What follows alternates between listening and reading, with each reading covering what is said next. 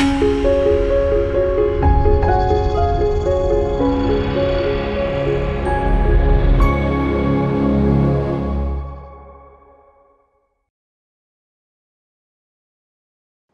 మాత్రం. నేను మీ journalist Navatha. Welcome to R voice. ఈ మధ్య కాలంలో ప్రధాని నరేంద్ర మోదీ ఇజ్రాయెల్ పర్యటన చేశారు.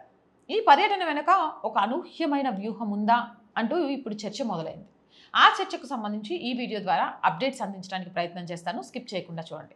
మధ్యప్రాచ్యం అంటే మిడిల్ ఈస్ట్ యుద్ధ మేఘాలతో అట్టడుగుతుంది. అమెరికా, ఇరాన్, ఇజ్రాయెల్ మధ్య ఉద్రిక్తతలు ఆకాశాన్ని తాకుతున్నాయి. సరిగ్గా ఇలాంటి సమయంలోనే ప్రధాని మోదీ ఇజ్రాయెల్ పర్యటన వెనుక ఉన్న అసలు రహస్యం ఏంటి అనే చర్చ నడుస్తోంది. మోదీజీ పర్యటన వెనుక ఒక భారీ వ్యూహం ఉంది అంటున్నారు. ఇజ్రాయెల్ నుండి అత్యంత శక్తివంతమైన ఐరన్ బీమ్, లేజర్ షీల్డ్ మరియు గోల్డెన్ హారిజాన్ బంకర్ బస్టర్ క్షిపణుల కొనుగోలుకు భారత్ అంగీకరించింది. ఈ విషయం అందరికీ తెలిసింది. దీనికి ప్రతిగా ఇరాన్లోని అణు మరియు క్షిపణి కేంద్రాలపై ఇజ్రాయెల్ చేసే దాడులకు భారత్ సహకరించబోతుందా అనే ప్రశ్న మొదలైంది. యుఎస్ ఇజ్రాయెల్ ఆపరేషన్కి ఒమాన్లోని దుగ్ పోర్ట్ వేదిక అయింది. ఇక్కడ భారత్కి వ్యూహాత్మక లాజిస్టిక్ బేస్ ఉంది.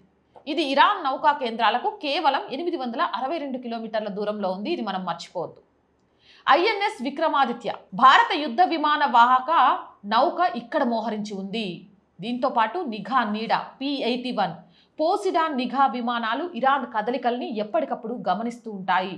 అంతేకాదు బ్రహ్మోస్ క్షిపణులు కూడా ఇక్కడ భారీగా నిల్వలు సిద్ధంగా ఉన్నాయి. అంటే ప్లాన్ ప్రకారం ఇజ్రాయెల్కి చెందిన F-35 యుద్ధ విమానాలు దుక్ ఫోర్ట్లోనే ఇంధనం నింపుకొని ఆయుధాలతో సిద్ధమై ఇరాన్పై మెరుపు దాడులకు వెళ్తాయి. భారత డ్రోన్లు వీటికి దారి చూపిస్తాయి. భారత స్పెషల్ ఫోర్స్ మరియు ఇజ్రాయెల్కి చెందిన మొసాద్ కలిసి ఇరాన్ అణు కేంద్రాలను దెబ్బతీయడానికి సర్వం సిద్ధం చేశాయి అంటూ కూడా వార్తలైతే వస్తున్నాయి. ఇక ఇండో ఇజ్రాయెల్ వ్యూహాత్మక భాగస్వామ్యం ఇప్పుడు ఒక కొత్త మలుపు తిరిగింది. ఇరాన్పై విరుచుకుపడేందుకు ఇజ్రాయెల్కి భారత్ ఒక అల్టిమేట్ స్ట్రైక్ ప్లాట్ఫారంగా మారింది. ఆ మెరుపు దాడి ఫలితాలు నిన్న ఉదయం నుంచి మనం చూస్తూనే ఉన్నాం. జిహాదీ శక్తులు పేట్రేగుతున్న ఈ సమయంలో ఏ దేశం ప్రయోజనాలు ఆ దేశానికి, భారత ప్రయోజనాలు భారత్కి ముఖ్యం. అందరికంటే ముందుగా ఈ విషయంలో ఉప్పు అందింది ఇక్కడి షియా నాయకులకే.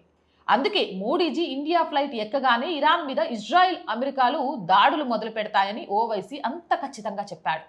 అతను ఒక జ్ఞాని. ఇప్పటికైనా భారత్ ఏం చేయబోతుందో గ్రహించాడు.